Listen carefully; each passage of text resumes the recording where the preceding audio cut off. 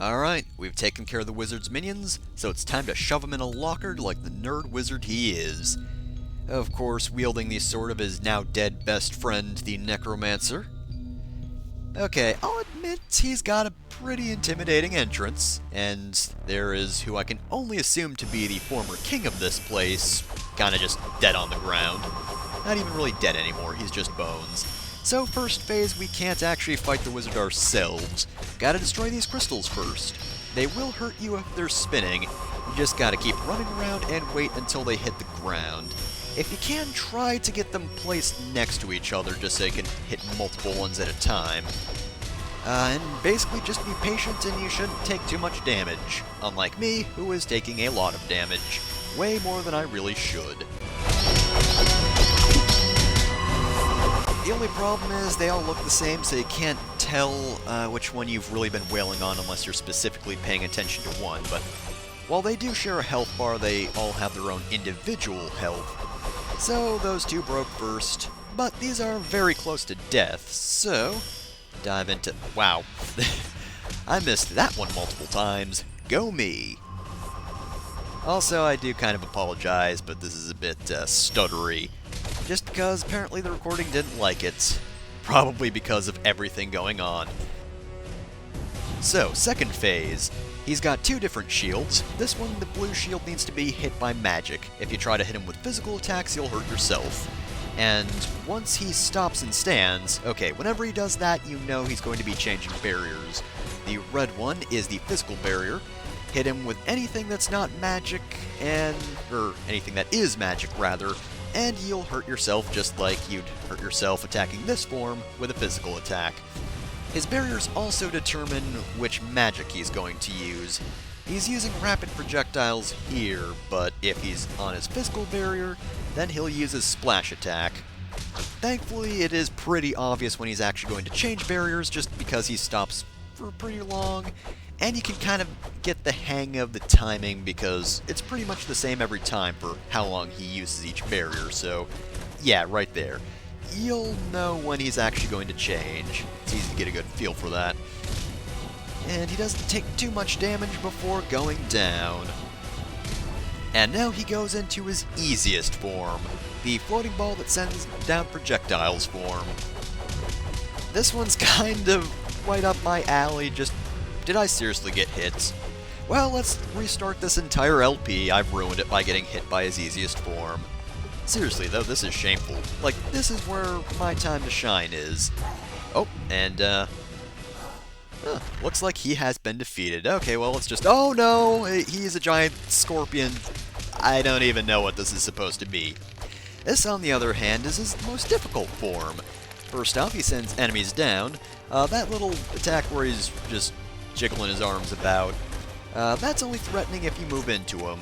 This big claw attack, though, or big stinger attack, whatever that's supposed to be, that is, of course, what is the problem here, because he'll use it whenever you're close to him, and if you're trying to hit him, then chances are he's probably going to hit you. It's almost impossible to avoid that when he's doing that, so you really can't go for too many hits at a time. Thankfully, he doesn't have too terribly much HP, so even not getting many hits in like I am, I'm still doing a pretty good job. Of course, most magic isn't going to be all that useful. Anything that's not physical, well actually no, just anything in general has to be an aerial attack, so of course physical hits are the best for that sort of thing. Though magic can still sort of work as can arrows, I just prefer it like this, for obvious reasons of me basically doing this to every enemy in the game, and certain bosses. And with that, we've defeated his most difficult form, and he goes back to this form for some reason. Yeah, just use your easiest form. Why not? Seriously though, just follow him around, smack him about, and this is really, really easy. There's nothing preventing you from doing that thing that I just said, and oh my god, I cannot believe how terrible this run is.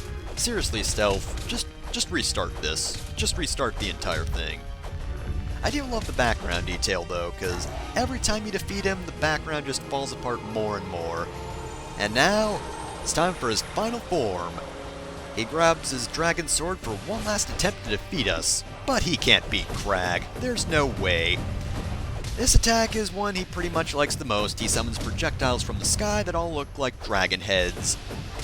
Now, it's not advisable that you go for all that many hits while he's doing it, but he's not completely invulnerable or out of range when he does that, so you can get a few shots off on him, that's good. He also likes that little flame wheel attack. Easy to dodge unless he gets you while he's starting up with it. And I believe he's got one more attack that he hasn't shown off yet, because he just likes doing this one. I mean, I don't mind too much. I have a pretty easy time avoiding it, so I suppose this battle can go a bit difficult, just because he's moving around a lot. I mean, there's no point where you really can't hit him for any prolonged period of time, so it's not like any of the other tedious battles in this game. But nonetheless, it's kind of hard to hit him at times in there. He just sent out a wave kind of out of nowhere. I believe that's all 3 of his attacks. And he's just gonna do his little flame spiral attack. Good for him. And back to this. Man, I really don't mind if he's gonna do that a whole lot. His flame wave attack is definitely the hardest one just because it's completely unexpected. This one, it's just such an obvious indication. His spinning attack, if he's going to the sides, you can see it coming, but I don't always notice that he's doing that. And I'm pretty sure it's obvious, but I've got this battle in the bag. And I'm just gonna take this. Yoink! Bye, nerd! And I still got plenty of potions left to spare. Cool ending, 10 out of 10. And Crag saves the day. And so ends Castle Crashers. So that was a pretty cool final battle. I kinda wish a few more bosses of the game were like that. Overall, this game is very good, but it does have a few rough spots, though, and again, that's mostly some poor bosses in the game. There are a few bosses that do the whole, oh hey, you can't hit me, and just drag the battle out, but for the most part, it's pretty good. A good amount of enemy types, though they probably could have done with maybe more that have different types of magic. Maybe a few more elemental guys just to mix things up, because I believe I've mentioned it before, but the main knights are some of the few knights that actually have elements attached to them. There are a few others here and there, but it's not a huge thing. In fact, elements don't play that much of a part because you can't actually have a defense against elements. Again, I've mentioned, but Crag does not resist fire, and yet the fire demon enemy type does. I mean, I get that they kind of wanted a sort of balanced set of characters that aren't too different other than their magics, but I don't know, even then, according to the fandom, the magic differences do actually make a huge difference, so would have been nice if they changed a few other things. I also kind of like how, at the end, we just cycle through all the places where we have just decimated the entire population, killed indigenous peoples. We are the real monsters here, but it doesn't really point that out during the game. Usually it's just like, oh hey, do a really cool thing, like kill this giant troll.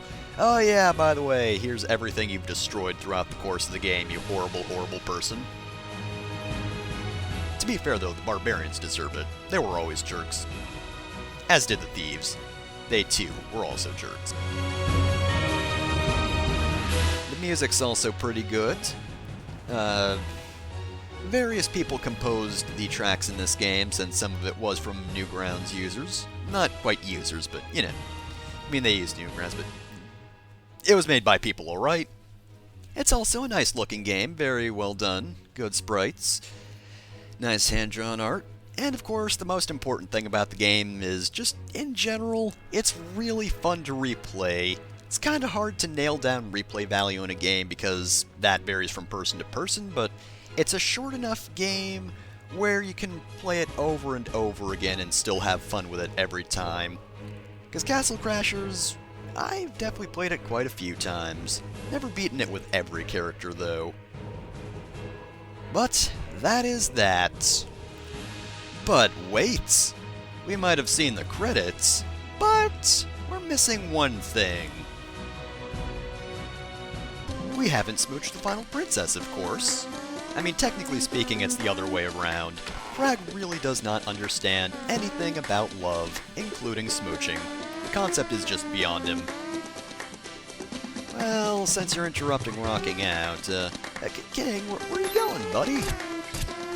Come on. Oh, well, he left. You can't get through that door anyway. So there's a bunch of little background details everywhere. Old friends, and also the antlion, who I don't like at all. Also, Green Princess doing her little punchy dance. I love that thing. Give her a little victory hop in response. Alright, well, time for one final bout of face eating. And then this happens. You know, Crag normally does not understand the concept of kissing, so he doesn't even understand what's going on here. This is nowhere near face eating. This is just weird. What's going on here? I don't know. Something. For once, Crag, I share your confusion. I mean, technically speaking, this is really the only way this could end. It's Castle Crashers after all, but even still, I don't even know. I don't even know.